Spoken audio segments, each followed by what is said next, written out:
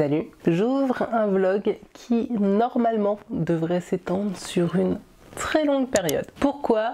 Tout simplement parce que dans ce vlog, j'ai décidé d'affronter mes peurs, ou en tout cas d'affronter une de mes peurs.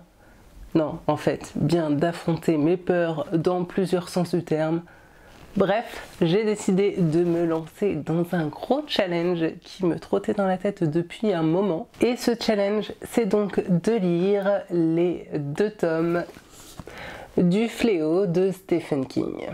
Enfin, je dis 2 tomes, mais à la base, ce ne sont qu'un seul et même roman qui a été divisé en 2 tomes par le livre de poche. J'ai ce magnifique coffret en ma possession depuis un petit moment. Je l'avais demandé, je crois, pour un Noël.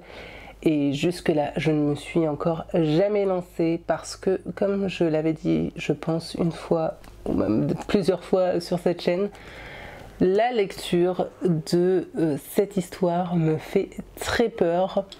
Tout d'abord parce que, on va pas se mentir, on est, je pense, sur le plus gros roman écrit par Stephen King.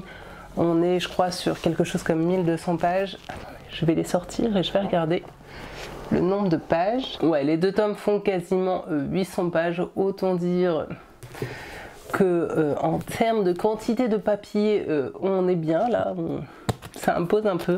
J'aime vraiment beaucoup trop ces couvertures, elles sont magnifiques. Bon, elles foutent un peu les chocottes, mais en même temps, c'est un peu le but, je suppose, de cette histoire. Et puis donc j'avais un peu peur également parce que Le Fléau, c'est tout de même une œuvre majeure du King, au même titre en tout cas de ce que j'ai pu comprendre, et en tout cas c'est comme ça que moi je le vois, au même titre que ça et que La Tour Sombre. J'avais d'ailleurs pas mal hésité entre donc Le Fléau ou les 2 tomes du Ça qui m'attendent également, que je n'ai toujours pas découvert, mais Le Fléau est plus ancien en termes de date de publication. C'est juste finalement ça qui m'a fait choisir Le Fléau plutôt que le Ça, même si je finirai par découvrir le Ça également, c'est sûr et certain, parce que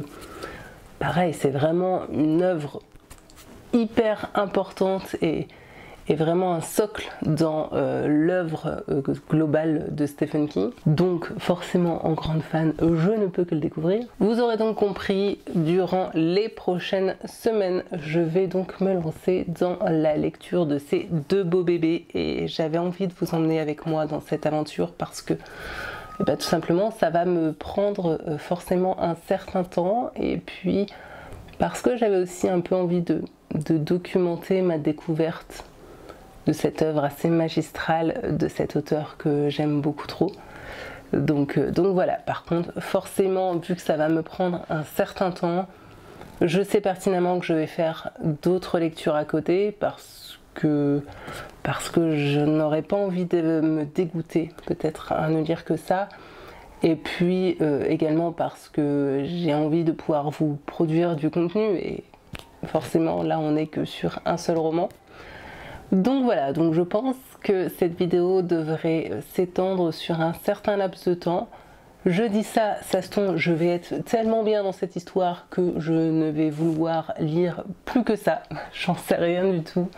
Mais dans tous les cas, vous l'aurez compris, vous allez suivre ma découverte, mes réactions et bien sûr mon avis sur cette œuvre de Stephen King.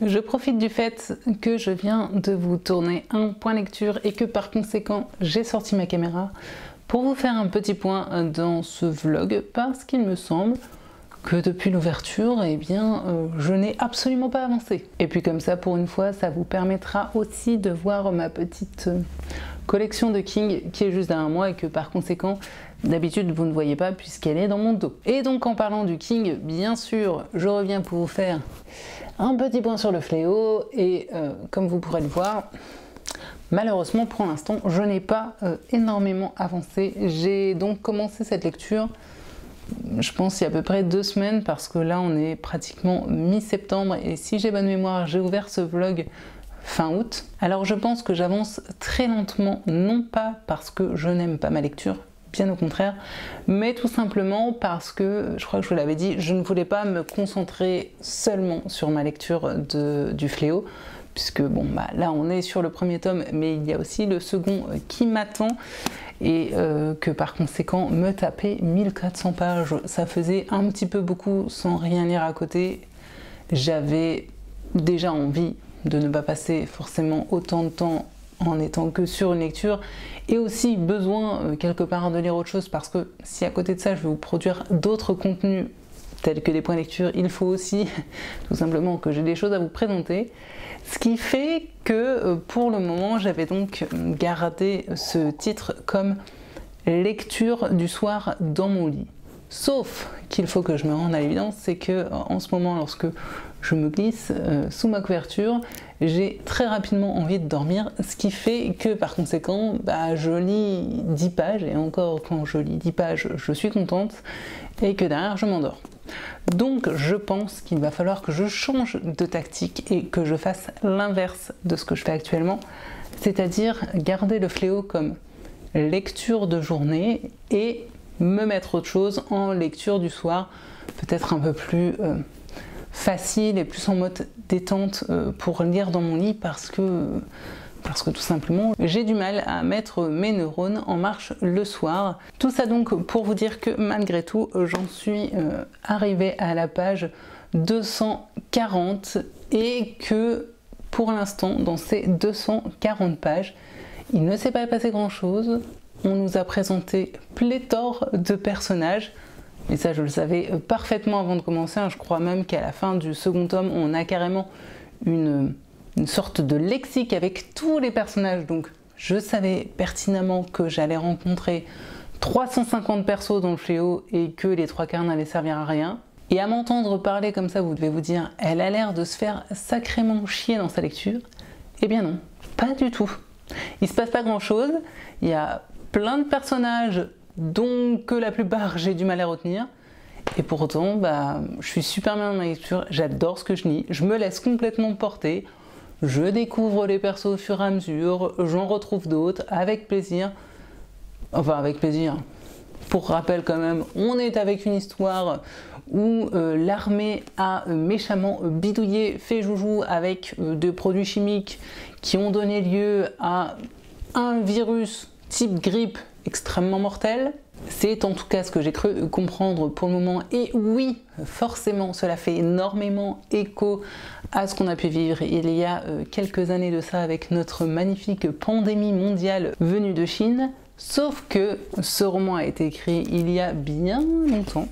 D'ailleurs, je ne sais pas si je l'ai précisé, mais cette version du Fléau est une version remasterisée, amplifiée, parce que la toute première avait été largement squeezée. On avait demandé à Stephen King d'enlever plein de passages parce que l'éditeur, peut-être à juste titre, s'est dit qu'un roman de 1400 pages, ça risquait de faire beaucoup.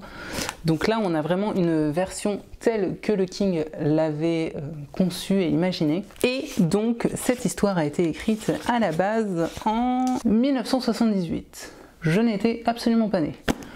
Tout ça pour dire que le coco, personne n'y pensait à l'époque, et pourtant, le King a imaginé cette histoire. Donc, comme je le disais, pour le moment, à part nous présenter des personnages et nous démontrer à quel point une épidémie peut se répandre extrêmement rapidement, bah, j'aurais pas grand chose de plus à vous en dire, et pourtant, j'adore ce que je lis. Quand je vous dis que le King serait potentiellement capable de me faire lire sa liste de courses, que ça m'emballerait tout autant, je suis en train de vraiment sérieusement me poser des questions sur le sujet.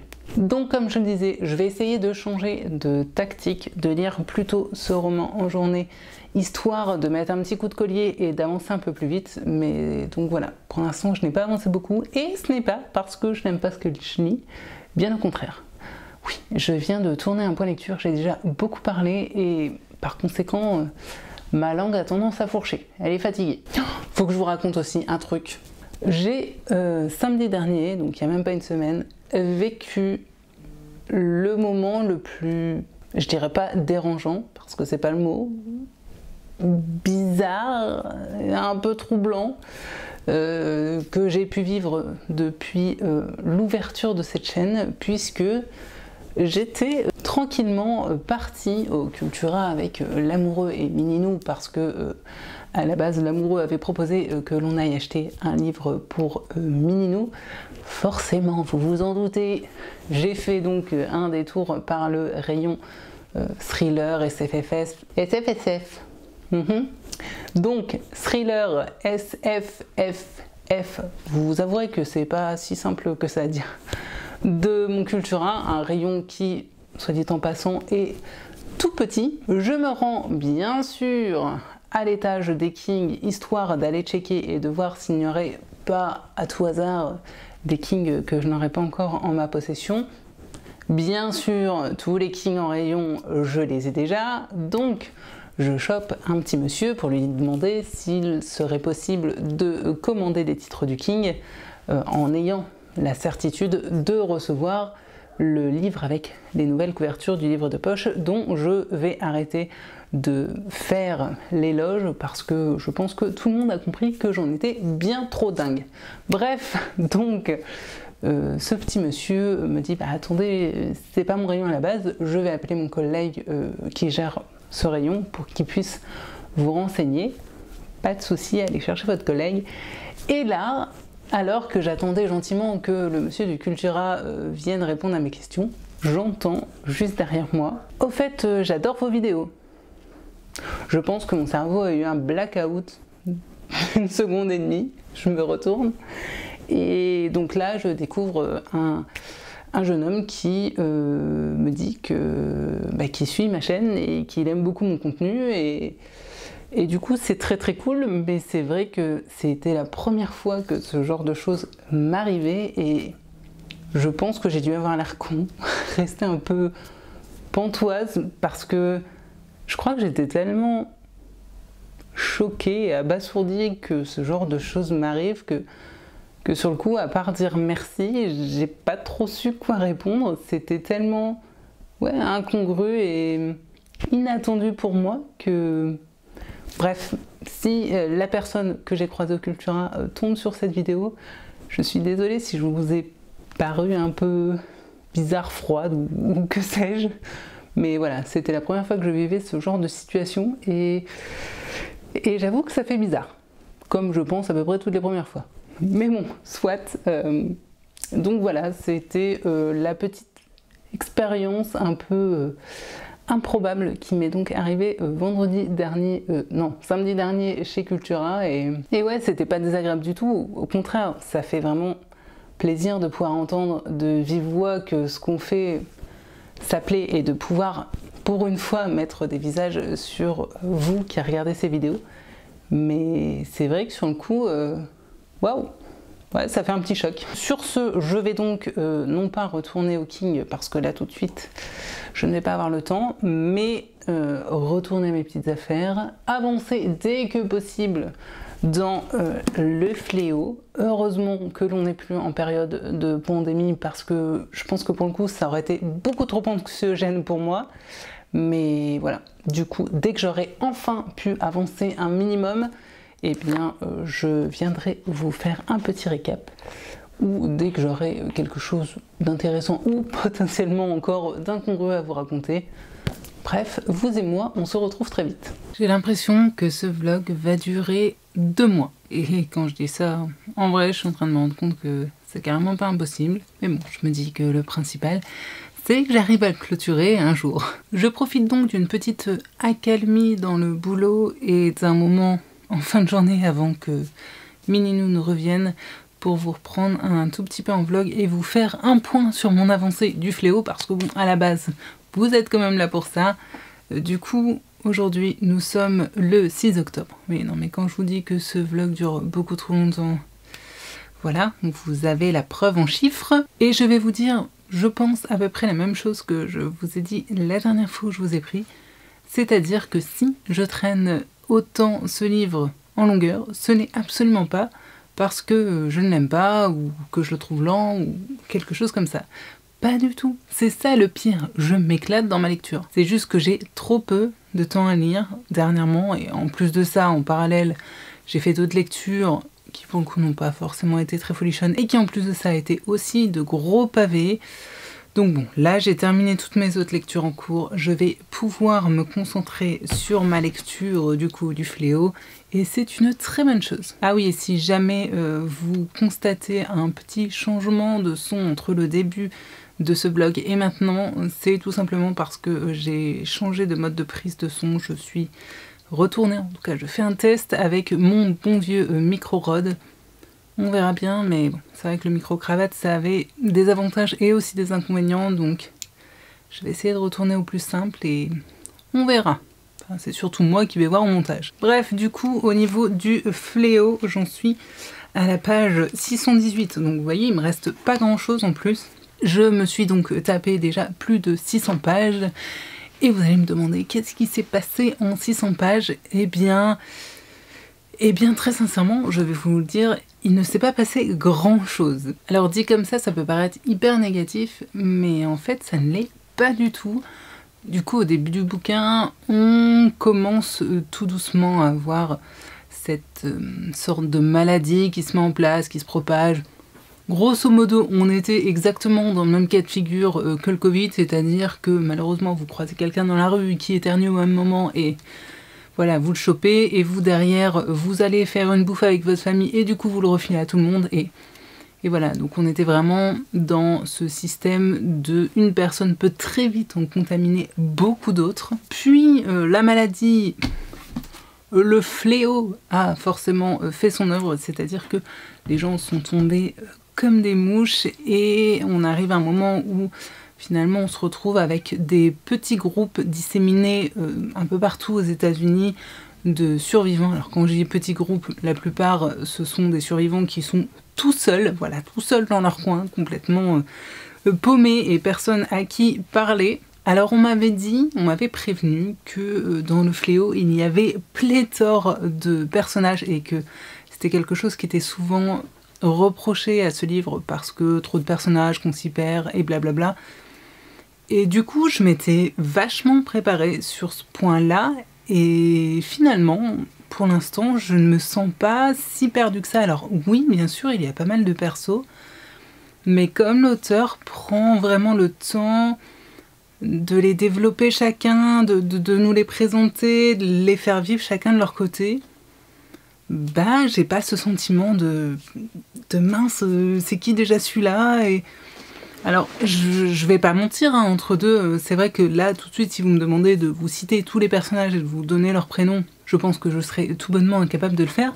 Mais quand je commence un chapitre où il y est question du coup d'un personnage, et ben là, je me sens pas perdue. En fait, très vite, la mécanique revient et je me dis, ah oui, ça c'est machin, c'est bidule, il fait ça, son histoire à lui c'est ça.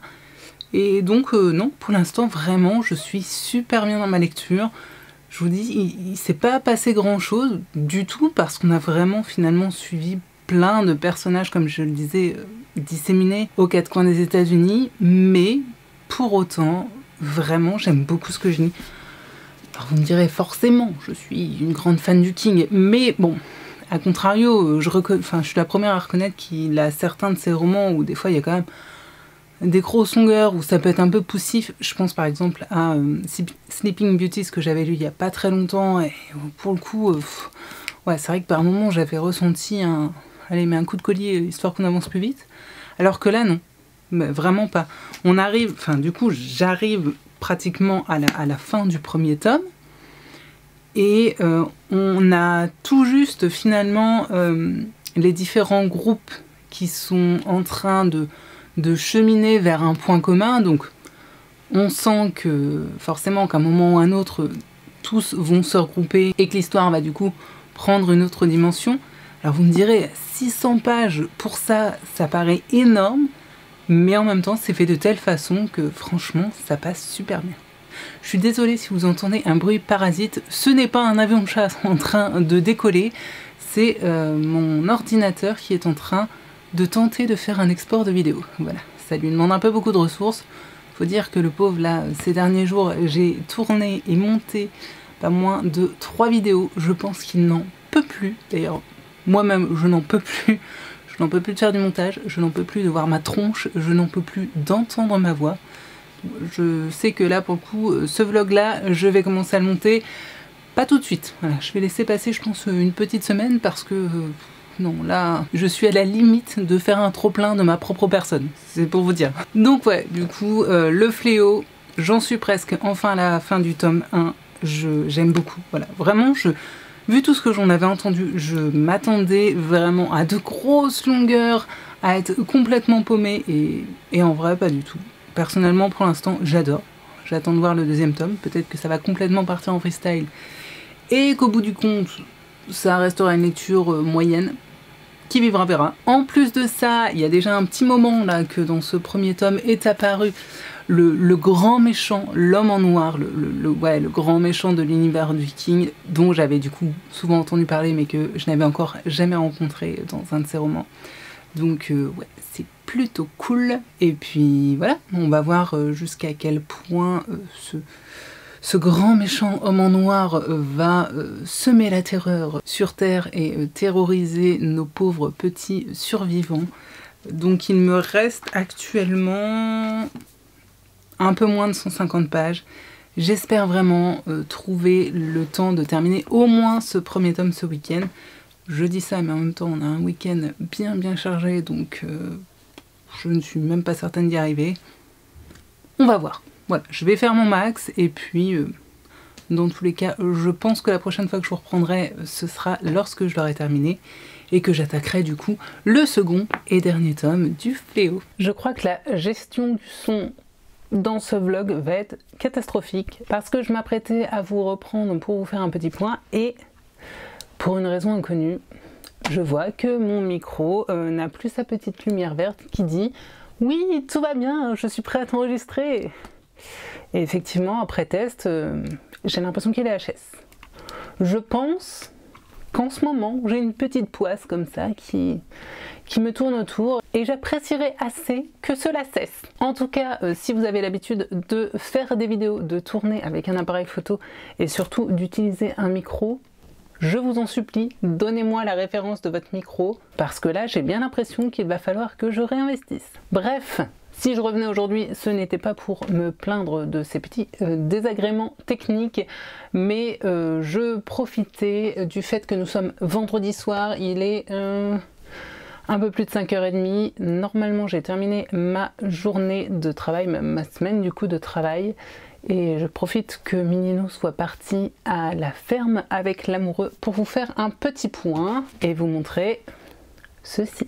Et oui, vous avez bien vu, j'ai entre les mains le tome 2 du Fléau, ce qui veut dire que oui, mesdames et messieurs, contre toute attente, j'ai pu terminer le tome 1, qui est donc ici dans mon autre main, le week-end dernier. J'ai donc commencé plutôt bien avancé le tome 2. Alors, je dis plutôt bien avancé, mais en vrai, j'en suis presque à la page 300, mais du coup, sur la semaine. Sur 5 jours, j'ai donc lu à peu près 300 pages, ce qui en soi est assez peu, en tout cas pour moi. Et hier justement, je réfléchissais à ça, à me dire que il y a encore pas si longtemps, je me sentais un peu frustrée par mon rythme de lecture entre guillemets, par le fait que oui, en ce moment, très clairement, j'ai beaucoup moins de temps pour lire parce que j'ai un boulot à temps plein, parce que j'ai un enfant en bas âge, parce que j'ai une maison à m'occuper et qu'il y a voilà tout le quotidien, plus à côté ma marque, ma propre boîte, bref, tout ça fait énormément, plus le fait de vous tourner des vidéos, de les monter. Et je ne sais pas si vous vous rendez bien compte du temps que ça prend. En plus de ça, j'avoue que dernièrement, je suis prise de toc, encore plus que d'habitude j'ai envie de dire, mais c'est vrai que depuis quelque temps, je suis dans une... Ça m'arrive souvent hein, par vague, des espèces de crises de rangement, de remise au propre, de remise à niveau, de réparation, de vide. Voilà, je suis quelqu'un qui est assez... ouais, je pense qu'on peut presque dire que c'est des togs là pour le coup, qui est assez toqué au quotidien. C'est vrai que je crois même que je peux dire un peu psychorigide sur certaines choses. Enfin, je pense que vous avez peut-être déjà dû le voir justement dans mon dressing. Je suis le genre de personne qui trie ses vêtements par type de vêtements et par couleur. je pense que c'est quand même révélateur d'un petit pet au casque. Après voilà, moi je vis très bien comme ça, et mon amoureux le vit parfaitement bien aussi, et tant que ça nous convient, j'ai envie de dire, après tout, ça ne dérange personne, donc tout va bien.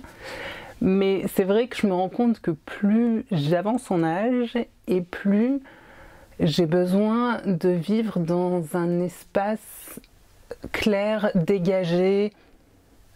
Alors certains diraient minimaliste. Minimaliste, je pense pas, je n'en suis pas là, et je ne suis pas du tout adepte de cette mode du minimalisme. C'est juste que moi, dans mon quotidien, je peux pas avoir mon œil qui va venir buter sur des monts de choses. J'ai besoin que ce soit aéré, dégagé, et j'ai de plus en plus de mal à me sentir encombrée par trop de choses qui ne me servent pas et qui font que finalement je ne m'y retrouve pas. Bref, tout ça, toute cette digression pour dire que du coup j'ai aussi pris pas mal de temps dernièrement pour faire tout ça, pour faire du tri, pour donner des choses, pour en vendre d'autres.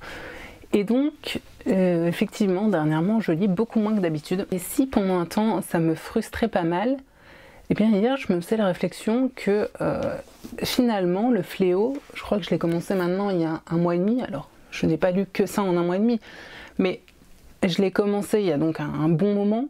C'est très rare d'ailleurs que je passe autant de temps finalement sur un roman, enfin, même si là on peut dire que c'est presque 2 livres. Et ça me va. Et je me suis rendu compte que pour le coup, cette semaine, je n'avais pas lu beaucoup de pages, mais je me sens bien dans ma lecture, et ça me va aussi de prendre mon temps, et j'ai l'impression pour le coup de vraiment lire et apprécier ce roman, et de ne pas ressentir ce besoin d'aller plus vite. Je ne sais pas comment l'expliquer, mais ça va paraître un peu idiot, mais hier je me sentais en paix avec mon rythme de lecture, en paix avec le fait que oui, c'est sûr que j'aimerais clairement pouvoir lire plus et découvrir d'autres histoires très très chouettes et pouvoir lire d'autres King, c'est clair. Mais je me rends compte que je ne peux pas parce que mon quotidien ne me le permet pas. Et c'est ok en fait, c'est pas grave. Et oui, ok, j'aurais peut-être pas du contenu pour faire forcément des vidéos toutes les semaines. Et c'est pas grave. Aujourd'hui, la chaîne, clairement, j'en vis pas et je ne suis pas prête du tout d'en vivre parce que j'ai pas assez de temps à accorder à tout ça en plus de tout ce que j'ai à faire dans mon quotidien. J'ai pas assez de temps pour le développer comme ça devrait être et pouvoir en vivre. Et c'est pas grave, ça arrivera peut-être un jour ou peut-être pas. Mais ouais, hier je me sentais finalement assez bien parce que j'étais en accord avec mes lectures du moment. Alors est-ce que c'est aussi le fait que je lise du King et que j'aime ça et forcément à mon avis ça aide plus que dernièrement quand j'ai une période où j'ai enchaîné pas mal de lectures qui ne m'ont pas plu, mais bref, voilà, c'était ma petite réflexion de ces derniers jours et je ne sais même pas pourquoi je vous raconte ça et très probablement la plupart d'entre vous n'en auront rien à faire.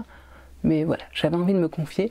Tout ça pour dire donc que à la fin du tome 1 du Fléau, nous avons les différents groupes qui enfin commencent à se rejoindre. Alors, tous ne se rejoignent pas, hein. Disons que on sent déjà très clairement que 2 clans sont en train de se former et un peu manichéennement parlant, on va avoir grosso modo le mal d'un côté avec l'homme en noir et le bien de l'autre côté avec Mère Abigail qui est une femme noire rachitique de plus de 100 ans, complètement bigote mais pour autant assez attachante bizarrement. Donc voilà, on comprend très bien qu'on va être dans un King dans lequel la religion va avoir une grande importance. On en parle d'ailleurs de plus en plus à mesure que j'avance dans le tome 2. On est pour le coup dans un King qui au premier abord, comme je le disais, peut paraître assez manichéen. Et en même temps, quand on y réfléchit un peu, finalement autour de ce thème central, de ces 2 forces un petit peu qui s'opposent, du bien et du mal, on a quand même beaucoup de de sous-thématiques et de relations entre les gens qui gravitent et qui viennent ramener justement un intérêt et du corps et d'autres questionnements et d'autres thématiques finalement beaucoup plus profonds et beaucoup moins pour le coup manichéens dans cette histoire. Donc ça c'est chouette. Je pense que si on était trop resté sur cette dualité bien-mal, au bout d'un moment ça risquait de me saouler un peu parce que ça aurait été trop simple et c'est pas ce que fait d'habitude Stephen King, ce qui m'aurait du coup beaucoup étonné. Donc du coup dans ce tome 2, contrairement au tome 1 où on passait beaucoup d'un groupe à un autre, là étant donné que tout le monde s'est un petit peu regroupé en 2 clans grosso modo, c'est vrai qu'on a du coup des chapitres quand même assez longs. On reste très longtemps avec le groupe du mal, je vais schématiser, et après très longtemps avec le groupe du bien, qui d'ailleurs là où j'en suis est en train d'essayer de recréer un semblant de civilisation avec par exemple l'élection de personnes qui vont les représenter pour prendre les décisions, etc. etc. Et ça me plaît toujours, je suis toujours très bien dans ma lecture, mais c'est vrai que j'ai l'impression d'avoir un petit ralentissement, alors que pour autant, ce qui est très paradoxal, c'est que finalement dans l'histoire, on rentre dans un moment où en soi, il se passe presque plus de choses que dans le tome 1, mais je sais pas, j'avais un peu plus d'intérêt pour l'instant pour le tome 1 que pour le tome 2, alors que, comme je dis, là on rentre un peu dans le vif du sujet. On a la petite tension là qui monte de chaque côté. C'est presque comme si on avait un peu les 2 armées qui étaient en train, au fur et à mesure, de s'organiser de chaque côté. Je ne sais pas du tout où ça va mener. On se doute bien qu'à un moment, il va y avoir affrontement. Mais voilà, j'avance, je suis toujours bien. Mais c'est vrai que là, j'ai l'impression qu'on est dans un moment un petit peu... pas dans un ventre mou, mais en tout cas dans un passage qui me plaît peut-être un peu moins. Donc voilà, en tout cas je vous tiens très vite au courant dès que j'aurai avancé un petit peu plus dans ce tome 2. Et ce matin nous continuons avec l'énorme tri puisque je dépose un gros carton de livres dans une boîte de dons de livres. Je me dis que ça fera des heureux et que ça va surtout aussi faire de la place chez moi. Et voici la bête. Je sais pas si on se rend compte, mais croyez-moi, il y en a quelques-uns là-dedans qui va aller dans la jolie petite benne qui se trouve juste là-bas derrière. Et sinon, désolé de vous prendre à l'arrache comme ça. Promis, je vous reprends de façon beaucoup plus posée et conventionnelle dans la journée pour vous parler lecture. Parce que oui, j'ai bien avancé. Voire même, peut-être, j'aurai terminé Fléau. Dans tous les cas, promis, je vous reparle de ça dans la journée. Bonjour, je vous reprends, comme je vous le disais ce matin, en mode un peu plus posé et détendu, et surtout avec un peu plus de temps, pour vous parler lecture, parce que, oui, s'ils sont rangés dans leur petit coffret, ça veut tout simplement dire que, oui, mesdames et messieurs, j'ai terminé le Fléau. Et d'ailleurs, j'ai terminé il y a un petit bout de temps, parce que nous sommes actuellement le mercredi 26 octobre et que j'ai terminé ce roman samedi soir passé. Je me suis donc effectivement tapé cette énorme bricasse de Stephen King qui comptabilise en tout à peu près, je crois, 1600 pages. Et vous allez donc me demander finalement, au bout du compte, qu'est-ce que j'en ai pensé? Et vous m'excuserez, mais pour vous en parler, je vais de ce pas poser ce coffret qui pèse quand même son poids. Alors, comme je l'ai dit, je pense, en début de vlog, j'avais très peur d'attaquer cette œuvre monumentale du King. Tout simplement, tout d'abord, par, c'est vrai, son nombre de pages assez conséquent, mais aussi parce que, il faut bien avouer que j'en avais pas entendu que de très bons retours. J'avais plutôt entendu des choses du type il y a énormément de longueur, la fin est nulle, beaucoup trop de personnages, bla bla bla. Et finalement, je dois reconnaître qu'au bout du compte, je suis vraiment très heureuse d'avoir pu passer outre mes peurs et mes préjugés pour m'être lancée dans cette lecture parce qu'au bout du compte, ça restera pour moi un très bon roman. Alors non, je pense très clairement que ce ne sera pas mon Stephen King préféré, mais ça n'en reste pas moins pour moi un très bon cru et vraiment une lecture que j'ai beaucoup aimé faire. En fait, j'ai trouvé que quand Stephen King se met à imaginer une sorte de fin du monde, une remise à zéro avec tout ce que ça entraîne. Ça donne naissance à une épopée assez longue certes, mais plutôt grandiose. D'autant plus que, comme bien souvent avec cet auteur, l'histoire est vraiment, une fois de plus, portée par des personnages intéressants, riches, complexes, charismatiques, qui du coup entraînent le lecteur avec eux d'un bout à l'autre et l'amènent également à se questionner tout du long. D'ailleurs, je crois que je vous l'avais dit, mais c'est vrai que les personnages, c'était justement l'une de mes sources d'inquiétude, dirons-nous, par rapport à cette histoire, parce que j'avais vraiment entendu qu'il y en avait beaucoup, tant d'ailleurs que l'on avait tendance à se perdre, à tous les mélanger, d'autant plus que, soi-disant, la plupart ne servaient à rien dans l'histoire. J'avais même entendu d'ailleurs qu'à la fin du Fléau, il y avait une sorte de lexique qui reprenait le listing de tous les personnages avec leur rôle et leurs caractéristiques. Alors ça a peut-être été le cas dans d'autres éditions, mais en tout cas dans celle-ci, je n'ai pas eu ça à la fin. Et sincèrement, du point de vue des personnages, je ne me suis pas sentie complètement paumée. Alors oui, c'est sûr qu'il m'a fallu un petit temps d'adaptation pour capter qui était qui et qui faisait quoi. Mais comme dans le premier tome, l'auteur prend vraiment le temps d'installer ses personnages, puisque finalement on passe notre temps à passer de l'un à l'autre, et bien au fur et à mesure de la lecture, on s'imagine très bien les différents protagonistes, et du coup en fait on apprend vraiment à les connaître et à les retenir. Et c'est ce qui fait, je pense, que dans l'ensemble, vraiment, je n'ai pas eu ce sentiment de « ah mince, je suis paumée, je ne sais plus à qui correspond ce prénom » et non, pour le coup, c'était plutôt agréable. Alors, je ne dis pas, je ne serai très certainement pas capable de tous les citer de tête, mais malgré tout, comme j'ai dit, je ne me suis pas sentie perdue comme ça a déjà été le cas avec d'autres romans.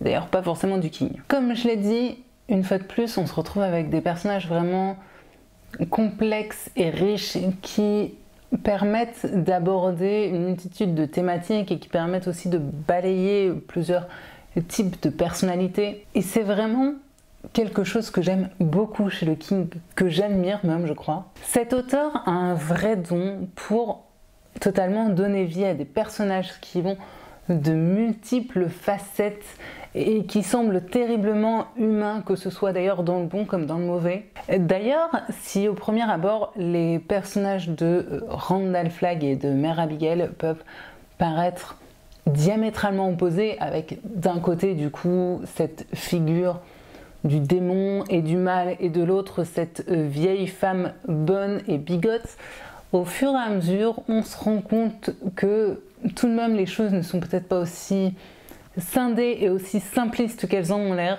Côté personnage, j'ai eu un attachement tout particulier pour certains d'entre eux. Je pense par exemple au personnage de Nick, qui est un personnage sourd et muet, au personnage de Stu, ou encore au personnage de Tom Cullen, qui est un jeune homme simpliste, ou plutôt simplet, comme on le disait avant. Ouais, je crois que c'est vraiment le trio qui m'aura le plus marqué et touché dans cette histoire. Voilà, je sais pas, si vous avez lu Le Fléau, dites-moi peut-être quel personnage vous reste en tête à vous, mais ouais, je pense que personnellement, dans quelques mois ou quelques années, quand je repenserai à ce roman, c'est vraiment ce trio-là qui me restera en mémoire. Alors bien sûr, comme je l'ai dit, c'est un roman du King dans lequel la religion est très présente.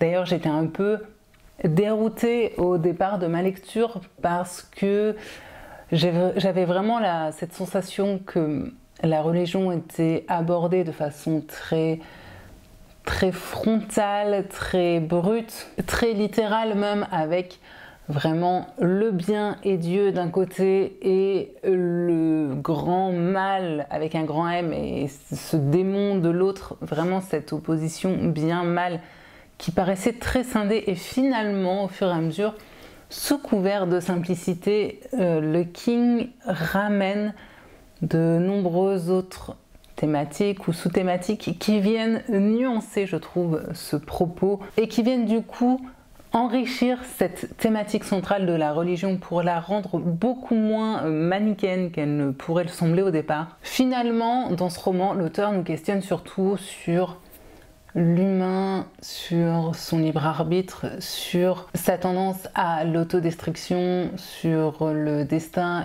et même sur la question des civilisations au sens large du terme. Et bien sûr, comme c'est très souvent le cas dans ces romans, la thématique de la peur, de ce qui l'a fait naître, de ce qui l'enrichit est très largement abordé et fouillé. On retrouve également le thème de la maladie qui est là aussi régulièrement disséqué par l'auteur. Et d'ailleurs dans Le Fléau, et je dirais plus particulièrement dans le tome 1, l'auteur aborde vraiment cette question et cette thématique de manière frontale en nous confrontant en tant que lecteur au fait que la maladie, en tout cas dans ce roman, mais finalement c'est aussi le cas malheureusement dans la vie, peut être particulièrement arbitraire et injuste parfois. Alors oui, certes c'est un roman très long, mais il est tellement dense et complexe que je crois que je pourrais en parler pendant des heures, tellement il aborde de thématiques et de sous-thématiques et tellement il soulève finalement de réflexion. Cependant, si je devais nuancer mon propos, et c'est quelque chose qu'en général j'aime faire, je dois aussi reconnaître que dans le second tome, je dirais dans la première moitié du second tome, voire la moitié du second tome,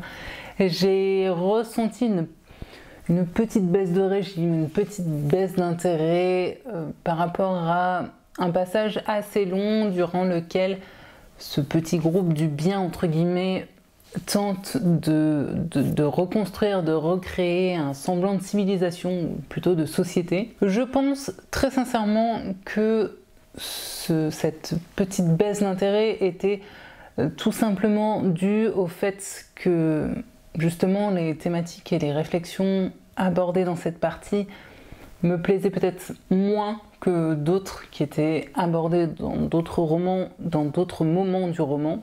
De plus, si je dois continuer à aborder les points un peu négatifs de ce titre, je dois reconnaître qu'effectivement la fin est un peu décevante. Ou si je devais être plus juste, je dirais plutôt qu'une partie de la fin m'a déçu. Pour le coup, il y a vraiment un passage dans la fin, on va dire, que j'ai trouvé là un peu trop simpliste, un peu venu de nulle part et même un peu bâclé. Malgré tout, j'ai aimé la toute fin, je dirais, et ce qu'elle sous-entend. Même si je l'ai trouvée assez pessimiste, voire même un peu déprimante, je trouve néanmoins qu'elle porte vraiment à réflexion et pour le coup, Stephen King n'a pas joué en plus de ça à la carte du consensuel et je trouve qu'il a eu le mérite, je dirais, d'aller dans cette direction. J'ai également noté un autre gros problème avec ce livre et alors là pour le coup l'auteur n'y est absolument pour rien. C'est tout simplement que pour moi, cette version du livre de poche est assez médiocre. Alors oui, visuellement parlant, hein, cette édition est absolument magnifique et c'est du coup vraiment très dommage que malheureusement le texte à l'intérieur soit autant bourré de coquilles et également de mauvaises traductions. Je me souviens par exemple des nombreuses répétitions dans ce roman du terme walkie-talkie, qui est le terme en anglais américain, or en français on dit talkie-walkie et non pas walkie-talkie. Je me souviens aussi d'un passage où le traducteur a utilisé le mot excentrique au lieu du mot excentré, ce qui n'a absolument rien à voir, qui ne signifie pas du tout la même chose. Enfin voilà, c'est deux exemples, mais je sais que j'en ai relevé d'autres durant ma lecture. Et ouais, je trouve ça vraiment dommage pour le coup d'avoir fait un travail aussi canon vraiment sur la couverture, sur l'aspect visuel de l'édition et d'avoir autant laissé de côté tout ce qui était texte, traduction, relecture, parce que là, de ce point de vue-là, je suis désolée, mais vraiment, c'est du ni fait ni à faire. Si on revient à l'histoire vraiment en elle-même, comme très souvent, on retrouve du coup des éléments vraiment récurrents dans le multivers du King, puisque si vous ne le savez pas, Stephen King fait souvent des parallèles entre ces différentes œuvres et qu'il les pense toutes comme faisant partie d'un énorme multivers. On retrouve du coup ici par exemple certains lieux et personnages qui sont présents dans d'autres de ses romans, ou qui pour le coup étaient des prémices de ce que l'on allait retrouver par la suite, parce que je le rappelle, Le Fléau est finalement l'un des tout premiers romans que le King ait publié, même si il a été republié par la suite, et d'ailleurs dans cette version enrichie qui n'était pas la toute première version publiée. Mais en soi, c'est tout de même l'un des premiers romans qu'il ait écrit et qu'il ait publié. Et j'ai aussi très largement souri lorsque j'ai vu dans le tome 2 que Stephen King s'était payé le culot de faire apparaître au détour d'un chapitre un personnage qui est une sorte de commercial un peu véreux qui est évoqué dans un souvenir peu heureux de Mère Abigail, à qui il a donné ni plus ni moins que le nom de son paternel. Père, je le rappelle, que Stephen King a très peu connu, puisque celui-ci a décidé du jour au lendemain de fuir le domicile familial et que Stephen King ne l'a jamais revu par la suite. Je suis donc personnellement très heureuse de pouvoir désormais compter ce roman du King parmi les romans de l'auteur que j'ai lus, et je comprends d'ailleurs beaucoup mieux désormais pourquoi ce titre fait partie vraiment des piliers de son œuvre et de son multivers. J'ai vraiment passé un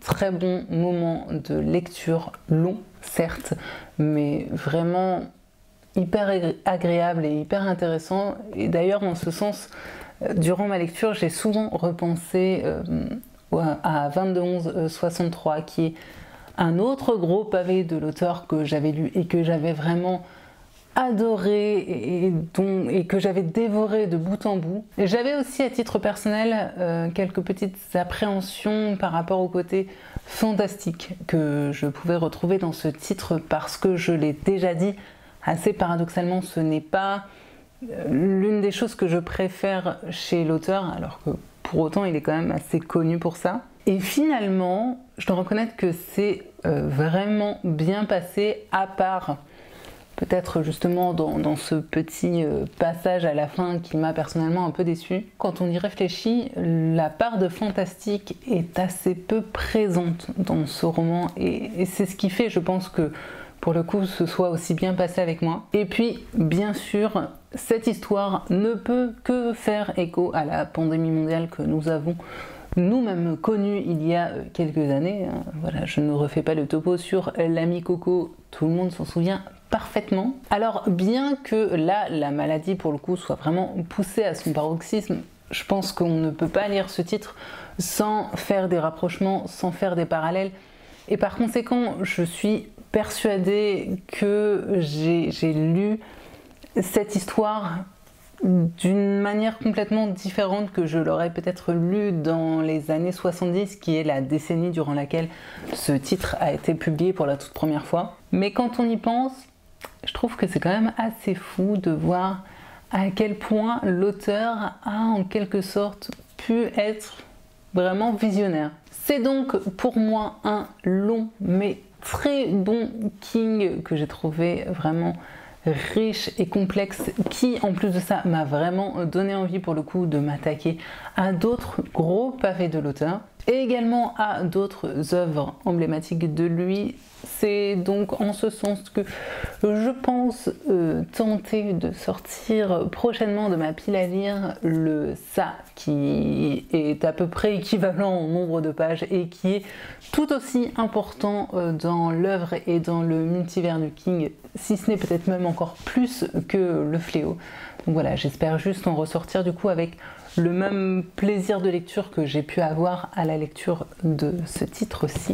Donc voilà, ouais, vraiment je suis hyper heureuse de l'avoir lu et encore plus d'avoir apprécié cette œuvre magistrale de Stephen King, et Et ouais, comme j'ai dit, je sais pas ce que vous aurez pensé de cette vidéo et de ce petit vlog lecture, mais je suis personnellement bien tentée de renouveler l'expérience en proposant un autre vlog lecture avec peut-être le ça du coup comme lecture principale. Donc voilà, si c'est quelque chose qui vous tenterait, n'hésitez surtout pas du coup à me le dire en commentaire. Ça me motivera peut-être encore plus à m'attaquer à cette œuvre magistrale. En attendant, voilà, comme vous le savez, moi je vais du coup clôturer là ce vlog parce que je pense qu'il aura déjà été bien assez long comme ça. Mais en tout cas, si vous souhaitez discuter avec moi du King ou d'ailleurs de toute autre lecture, hein, je ne suis pas fermée que sur Stephen King, eh bien n'hésitez surtout pas à me laisser un petit commentaire juste en dessous. Comme d'habitude, si vous avez besoin d'une info, tout est en barre d'infos. Et comme d'habitude, si vous voulez aider la chaîne, eh bien le plus simple c'est encore juste de s'abonner et de mettre des petits pouces levés. Sur ce donc, j'espère que cette vidéo aura été agréable et divertissante pour vous, qu'elle vous aura en plus peut-être donné envie de vous aussi lire des romans de Stephen King. Et jusqu'à la prochaine vidéo, bien sûr, je vous souhaite paix, amour et littérature dans vos cœurs. À très bientôt. Bye! Et petit kiff personnel que j'avais envie de vous partager, c'est tout simplement celui de ranger cette petite bricasse parmi les King que j'ai déjà lus et je commence à en avoir pas mal. Et oui, en plus, comme je vous disais dans cette vidéo, je suis assez psychorigide et la preuve en est, c'est que mes King sont rangés par ordre de parution. Ou en tout cas presque toujours, puisque par exemple ici j'ai regroupé la saga de Monsieur Mercédès. Sur ce, nous allons donc ranger le fléau à sa petite place. Et voilà, on commence à avoir, ma foi, une belle petite ligne de King. Et bientôt il va falloir que j'attaque carrément une étagère suivante. J'ai encore un tout petit peu d'espace là au bout. Tout petit. Mais je pense qu'il va être assez vite comblé. Bon allez, sur cette belle image de tous ces beaux romans du King, ce coup-ci, je vous laisse vraiment.